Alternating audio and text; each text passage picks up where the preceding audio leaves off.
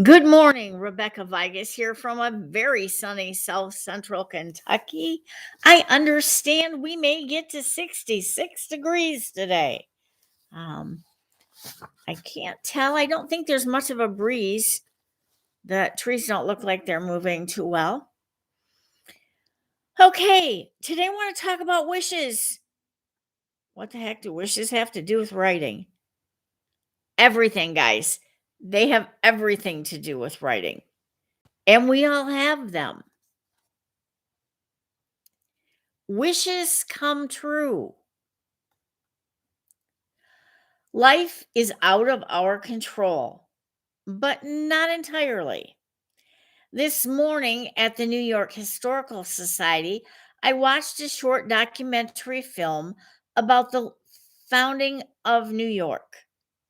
So many of today's complaints about New York can be tracked back to the founding fathers' plans and wishes for it. It was to be a city of commerce, a money making venture where the frippery of mere beauty was placed aside for the more urgent business of business. In planning Manhattan, the founders chose to remove wildness from it, to flatten hills, ignore streams and gullies, restrict trees to borderline tracery, making greenery a rare sight except for Central Park, where the wilderness and beauty of the original Manhattan Island survives, man made but beguilingly intact. Thanks to the vision of city planners, chief among them DeWitt Clinton, modern New York is built upon a grid. A grid envisioned and executed to give us what we have: straight streets with numbers instead of names, a city made easy to learn for immigrants who come here speaking a variety of tongues.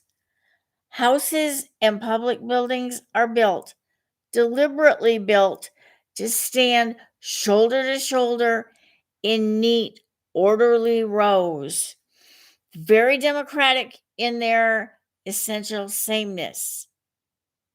In downtown New York, the part of the city built before the city planners version. The streets run at crooked angles and have names. South of Houston Street. It's not Houston, it's Houston. One, a northern border. New York is a tangle on par with London and Paris, older cities that grew a neighborhood at a time, not with the topiary sameness and forced urgency of New York City. We have all heard the phrase, your wish is my command. And New York heard very clearly the city planner's wish to be an economic focal point, no mere spot of beauty. Imagine that. Take the beauty out and just create business. Ugh. Wishes are potent forces, not only for cities, but for people. Like the city planners of old, all of us lead lives that we have subconsciously gridded out. A choice at a time, we execute our lives, placing into them what matters to us. We buy houseplants because we hunger for the green life. We Windex our windows, yearning for for more light.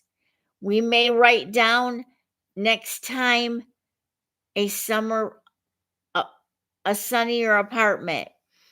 We all have things we wish for more of, and we all carry with us wishes we have not articulated, even to ourselves.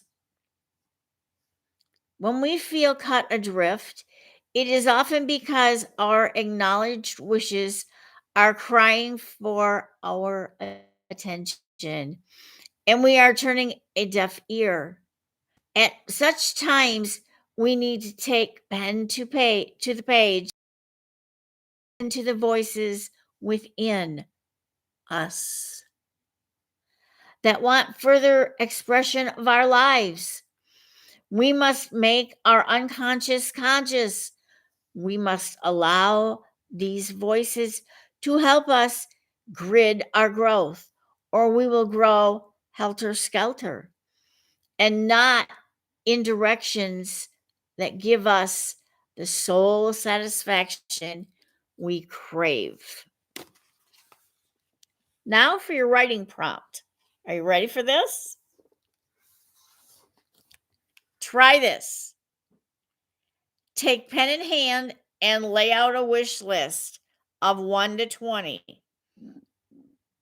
Allow your wishes to be what they really are. Don't write down wishes just to write them down. Make sure they're really what you want. To range from the minuscule and the easily fulfilled to the large and seemingly impossible. Wishes address the quality of life, of our life, and the contents of what we put into life's container. When we put our wishes to the page, we tend to act on those that are easily accessible to us and to be available when the large gears of the universe swing into place and offer us something we have felt lies beyond our reach. Those are some pretty deep thoughts. So, as you're mapping out your 1 to 20 wishes,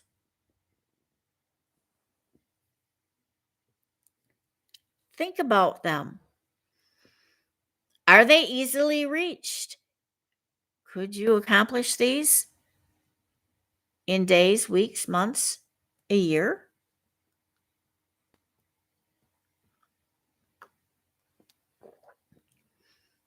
Are they mid range? Something that might take 2 or 3 years?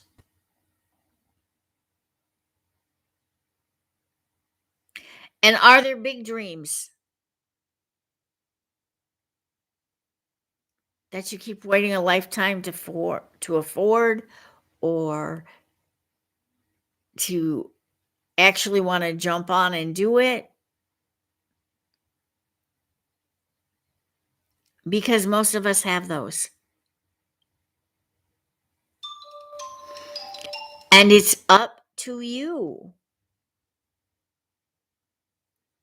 to create your dream, create your wish list, make them your dreams, and start working on them.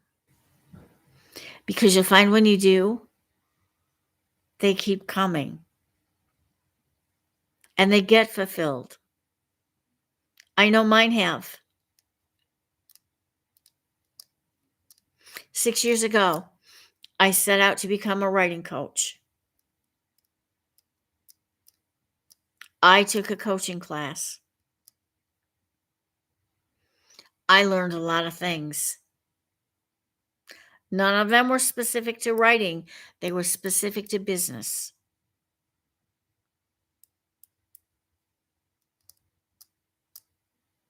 I wrote out a plan for what I wanted my coaching programs to look like. I worked with a person who gave me a format to work with and then bailed.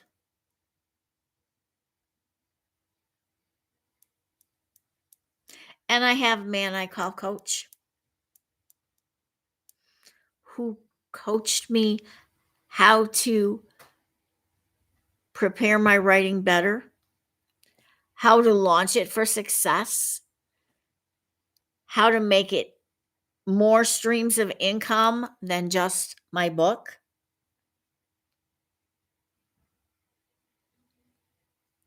And today, I can happily say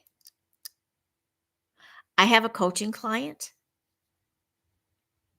whom I'm going to call at about 11 o'clock.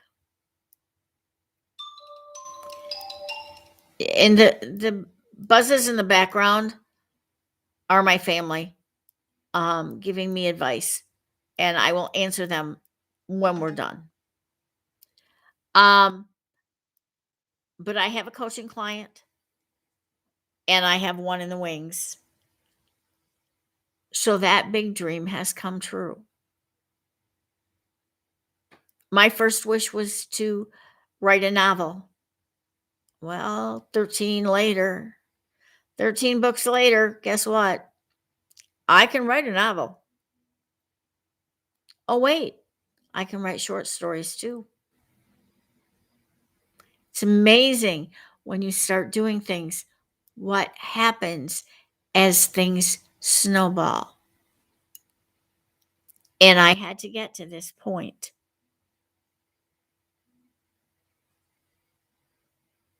It's all part of growth. And I wish I had written some of my dreams down or my wishes down earlier. I wanted to live in the mountains,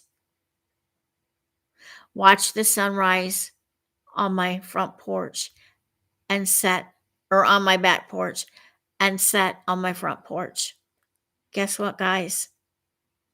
3 years ago, I bought a house in the foothills of the mountains in a holler.